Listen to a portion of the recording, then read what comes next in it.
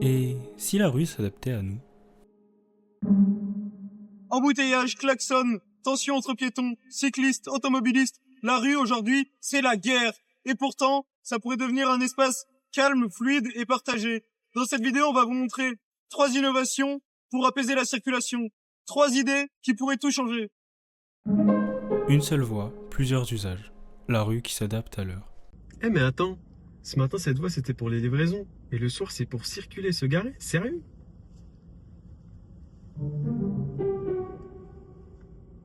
Justement, c'est le principe. Au lieu de réserver une voie à un seul usage, on l'adapte selon les heures. Le matin, de 6h à 8h par exemple, on s'occupe des livraisons. En journée, elle fluidifie les transports en commun. Et le soir, elle devient un stationnement résidentiel. On appelle ça la voirie intelligente, en optimisant l'existant, pas en l'agrandissant. Résultat des courses, moins de conflits, plus d'efficacité et une rue qui s'adapte au rythme de la ville. Feu intelligent, quand la circulation devient fluide. 15 voitures bloquées. Ce piéton attend 10 minutes depuis 10 minutes pour traverser.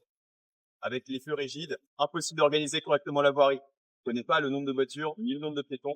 C'est le chaos assuré. Les feux intelligents utilisent des capteurs qui leur permettent de déterminer la circulation en temps réel. Si un piéton attend, le feu passe au vert. Si un vélo approche, le temps d'attente diminue. Et si la route est libre, il ne la bloque pas intentionnellement. On évite les embouteillages, on réduit la pollution et surtout, chacun à sa place. Ce n'est même plus de la science-fiction. En effet, c'est déjà en test à Toulouse. Rue éco-calme, un espace qui apaise et inclut. Enchaîné, pas un arbre, pas un banc, du bruit partout. Est-ce que ça donne envie de marcher, de pédaler, de vivre la rue autrement? Une rue éco-calme, c'est bien plus qu'un peu de verdure. C'est un aménagement repensé pour que chacun s'y sente bien, y compris les personnes à mobilité réduite.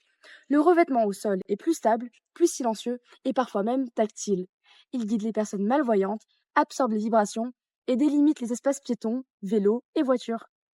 Ajoutez des bancs, des arbres, des revêtements doux et vous obtenez un espace de partage vraiment inclusif, une rue qui apaise, qui structure et qui respecte tous les corps. Parce que la rue, ce n'est pas qu'un endroit où circuler, c'est un espace que l'on habite, que l'on partage et que l'on peut donc repenser. Et vous préférez quelle rue?